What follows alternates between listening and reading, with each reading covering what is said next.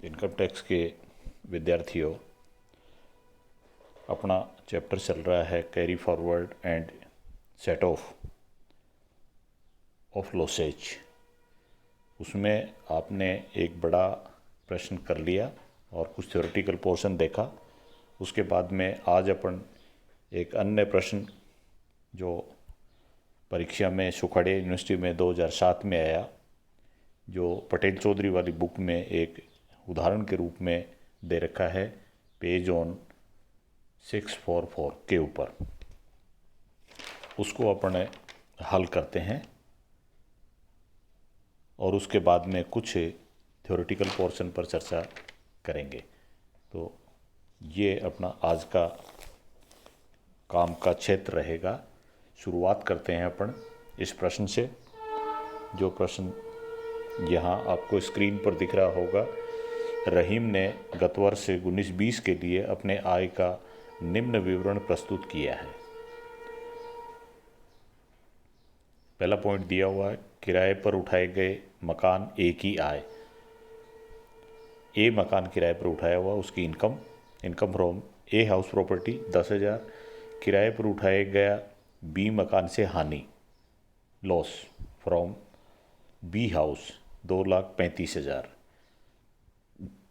फिर उसके बाद में कपड़ा व्यवसाय के लाभ, चीनी व्यवसाय की हानि, अंशों के सट्टा व्यवसाय के लाभ,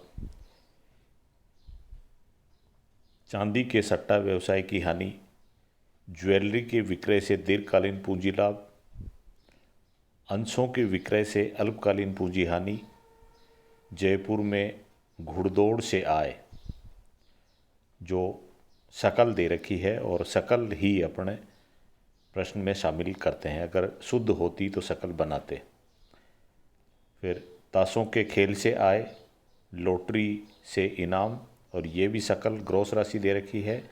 और दिल्ली में घुड़दौड़ से हानि, और ये घुड़दौड़ से हानि दे रखी है 18,000 की। ये सूचनाएं आपको विभिन्न शीर्षकों की दी और उसके बाद में आपको ये कहा गया है कि कर निर्धारण वर्ष 20-21 के लिए रहीम की सकल कुल आय की गणना कीजिए। आप लोग इस स्थिति में आ गए हैं कि सकल कुल आय की अपन गणना कर सकते हैं। सकल कुल आय की गणना करने से पहले अपने को पांचों शीर्षकों की आय की गणना करनी आनी चाहिए। तो यहाँ तक अपन पहुँचे हैं तो आपने पांचों शीर्षक की आय की गणना करनी सीख ली है। यहाँ पर किसी शीर्षक की आय की आपको गणना नहीं करनी है, क्योंकि ये गणना पहले से ही QE करके गणना करके आपको दे रखे हैं। तो आपको तो महज करना ये है कि सकल कुल आय की गणना करनी है। और आय के कई शीर्षकों में हानियाँ हैं, कई जगह लाभ हैं। अगर उनकी पूर्ति हो सकती है तो पूर्ति करेंगे, और अगर पूर्ति नहीं हो सकती तो उस हानि को आगे के सालों में ले जाके पूर्ति करेंगे। आगे के सालों में ले जाके पूर्ति किस तरह से करते हैं, इस संबंध में आप लोगों को थ्योरी से अवगत करवा दिया था। तो आप इसको एक बार पुनः देख लें कि लॉसेज को कैरी फॉरवर्ड करने के नियम क्या हैं। तो चलो चलते हैं, प्रश्न को करते हैं। Computation of gross total income of Rahim. सबसे पहले अपन ने एक हेडिंग डाला, computation of gross total income. अभी अपन ग्रॉस टोटल इनकम की ही गणना कर सकते हैं जो करवाई गई है, और किसकी, रहीम की। और इसके नीचे लिखा फॉर द असेसमेंट ईयर 2020-21। सबसे पहले आते हैं अपन income from house property. Salary का यहाँ आय नहीं दे रखी है। जब सैलरी की आय नहीं है तो सैलरी हेड को अपन ने नहीं दिखाया, अपन सीधे आ गए इनकम फ्रॉम हाउस प्रॉपर्टी पर। तो आपने लिख दिया इनकम फ्रॉम हाउस प्रॉपर्टी। और हाउस प्रॉपर्टी दो तरह की हैं, इनकम फ्रॉम हाउस ए और लॉस फ्रॉम हाउस बी। सबसे पहले इनकम दिखाई अपन ने, इनकम फ्रॉम हाउस ए अंदर के कॉलम में दिखाएंगे, अंदर की साइड में, जैसा कि आपको स्क्रीन पर दिखता है और आप अपनी बुक में देख सकते हैं। इनकम फ्रॉम हाउस ए में अंदर की साइड में अपन ने 10,000 लिख दिया, और फिर अंदर की साइड का जोड़ बाकी करने के बाद में फिर ये राशि जाती है बाहर के कॉलम में। फिर उसके बाद में मकान बी की हानि दे रखी है, loss from house B. House B से लॉस है और वो है माइनस के 2,35,000। आप ब्रैकेट में माइनस दिखा देंगे और ये माइनस के हैं 2,35, यानी हानि 2,35 में से 10,000 एडजस्ट हो जाएंगे। एक मकान संपत्ति की हानि को दूसरी मकान संपत्ति के लाभ से पूर्ति की जा सकती है। तो केवल 10,000 रुपये हैं अपने पास में पूर्ति करने को, तो 10,000 की पूर्ति कर देंगे। जो हानि 2,35,000 है वो अब बचेगी 2,25,000। हाउस प्रॉपर्टी की हानि ये मकान बी की, और फिर उसके बाद में ये जो इनकम बच गई है, ये इनकम नियमानुसार, नियमों को ध्यान में और व्यवस्थाओं को ध्यान में रखते हुए इस हानि की पूर्ति अपन अन्य आयों से भी कर सकते हैं। और अन्य आय अपने पास में है बिजनेस इनकम। कपड़ा व्यापार के लाभ आपको दे रखे हैं 4,40,000, लेकिन हाउस प्रॉपर्टी की हानि अधिकतम आप सेट ऑफ कर सकते हो केवल 2,00,000 रुपये। तो 2,00,000 रुपये वसूल कर सकते हैं, जबकि अपनी हानि है 2,25,000। तो इसके लिए लिख दिया अपन ने set of against business income 2,00,000। 2,00,000 business income में से अपन ने ले लिए। अब उसके बाद में हाउस प्रॉपर्टी हेड में लॉस बचता है 25,000। ये कहीं से भी अब पूरा नहीं हो सकता, अतः इसको आगे ले जाएंगे और उसके लिए लिखेंगे लॉस नॉट सेट ऑफ, जिसकी पूर्ति नहीं हो सकती, कैरी फॉरवर्ड। आगे ले जाया गया loss not set of, carry forward, और माइनस के 25,000। लास्ट का जो अमाउंट का कॉलम है उसमें अपने को अभी कुछ नहीं लिखना, क्योंकि ये आय आगे ले जाई गई है। और फिर उसके बाद में आय का दूसरा शीर्षक लेते हैं अपन, income from business and profession, व्यापार और पेशे की आय। व्यापार और पेशे की आय पहले अपन दिखाएंगे और फिर सेट ऑफ का हिसाब करेंगे। तो क्लॉथ बिजनेस से इनको इनकम हुई है 4,40,000। 4,40,000 दिखा दिए अपन ने अंदर की साइड में। और फिर उसके नीचे लॉस फ्रॉम शुगर बिजनेस, चीनी का व्यापार भी करते हैं ये, वहाँ इनको लॉस हुआ है। तो एक तरह के व्यापार की हानि की पूर्ति दूसरे तरह के व्यापार से अपन कर सकते हैं। तो ये जो लॉस आया चीनी बिजनेस का 30,000 का, ये 4,40,000 में से सेट ऑफ कर लिया। 4,40 में से 30 चले गए, तो अब लाभ बचता है 4,10,000।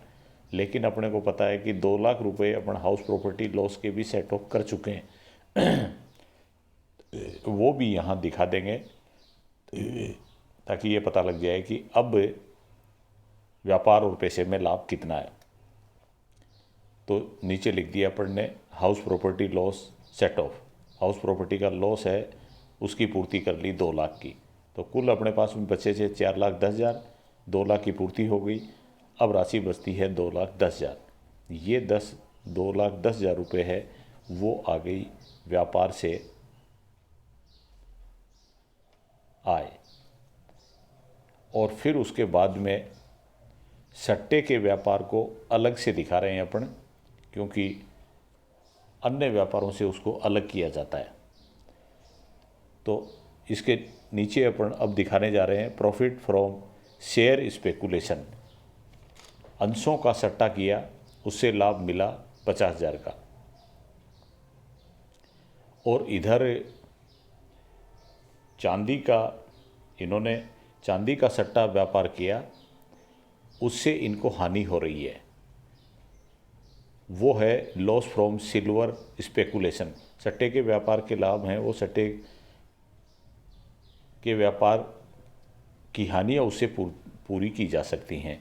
तो ये लॉस फ्रॉम सिल्वर स्पेकुलेशन है 80,000। ये जितना सेट ऑफ हो जाएगा वो कर लेंगे और बाकी बचता है फिर, क्योंकि लॉस है सिल्वर स्पेकुलेशन का 80,000 का और प्रॉफिट है अपने पास में पहले से ही शेयर स्पेकुलेशन से 50,000 का, 30,000 रुपये का लॉस अभी अपने पास में बचता है, जिसकी पूर्ति आप केवल सट्टे के व्यापार के लाभों से ही कर सकते हैं। चूँकि वो नहीं है, इसलिए इस सट्टे के व्यापार की हानि को आगे के सालों में ले जाके इसकी पूर्ति करेंगे। तो अपन ने लिख दिया स्पेकुलेशन लॉस कैरीड फॉरवर्ड, ये आगे ले जाया गया, जिसकी राशि है 30,000।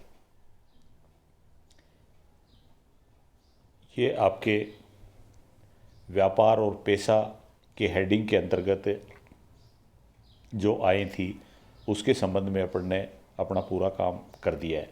और फिर उसके बाद में कैपिटल गेन्स आते हैं, इनकम फ्रॉम कैपिटल गेन। तो कैपिटल गेन्स में सबसे पहले इन्होंने बताया अपने को कि लॉन्ग टर्म कैपिटल गेन है। तो अंदर के कॉलम में दिखाया हुआ है लॉन्ग टर्म कैपिटल गेन और उसकी राशि है 24,000।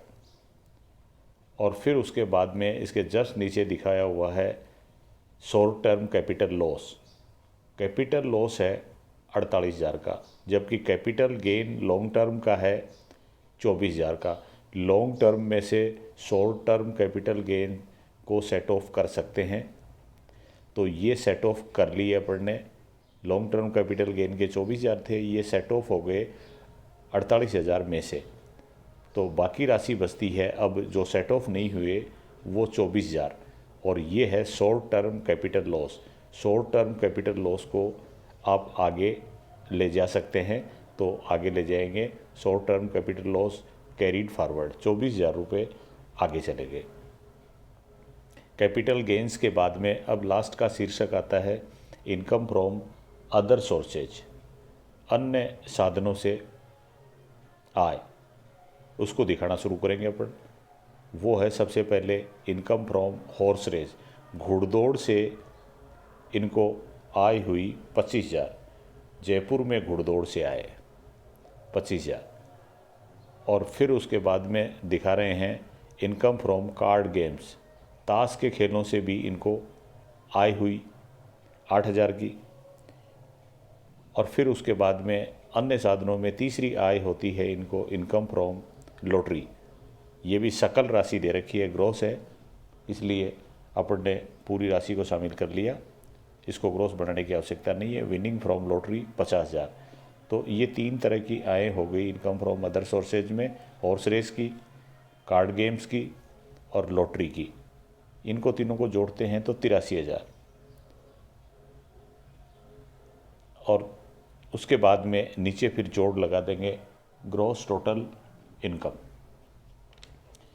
अब उसके बाद में प्रश्न को करने के बाद में आप लोग कुछ नीचे फुटनोट्स और टिप्पणी देते हैं।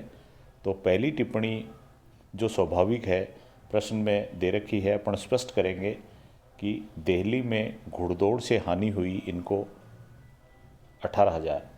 इस हानि को अपन ने कहीं भी नहीं दिखाया, तो इसके लिए टिप्पणी देने जा रहे हैं अपन। टिप्पणी नंबर 1, दिल्ली की घुड़दौड़ की हानि की पूर्ति न तो इस वर्ष किसी आय से की जाएगी और न ही इसे आगे ले जाया जाएगा। घुड़दौड़ से हानि होती है, उसकी पूर्ति नहीं कर सकते, इसलिए इसको न तो आगे ले जाएगा और न पूर्ति। घुड़दौड़ की हानि अलग बात है और घुड़दौड़ के घोड़े रखने से हानि अलग बात है।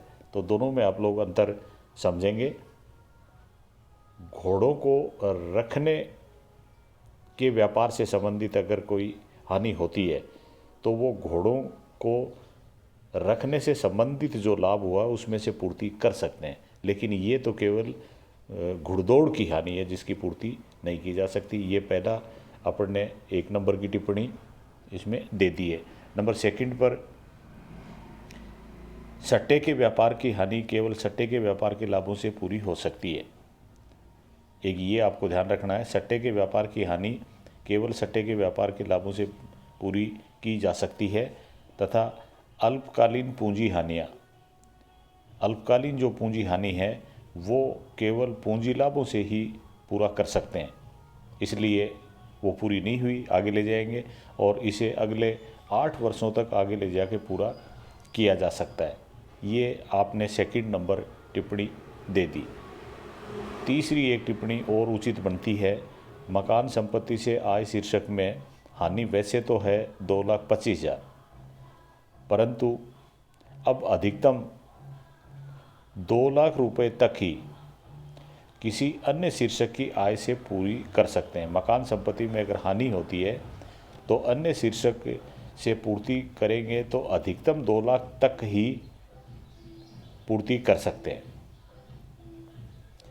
अतः 2 लाख रुपए की ऐसी हानि की पूर्ति व्यापार के लाभों से कर ली गई है और इसे ये भी ध्यान रखना है कि आकस्मिक आय से पूरा नहीं किया जा सकता।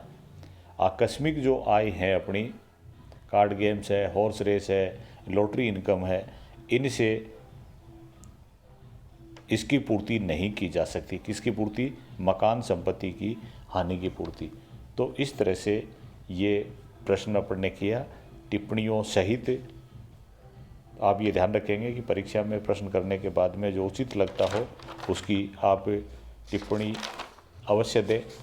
और दूसरी बात ये कहूँगा कि इस एग्जाम्पल के बाद में अब जो थोड़ा सा थ्योरेटिकल पोर्शन है वो मैं तो कराऊंगा ही, लेकिन आप लोग उसको पढ़ के तैयार हो जाएं ताकि आपके समझने में आसानी रहेगी। Thank you.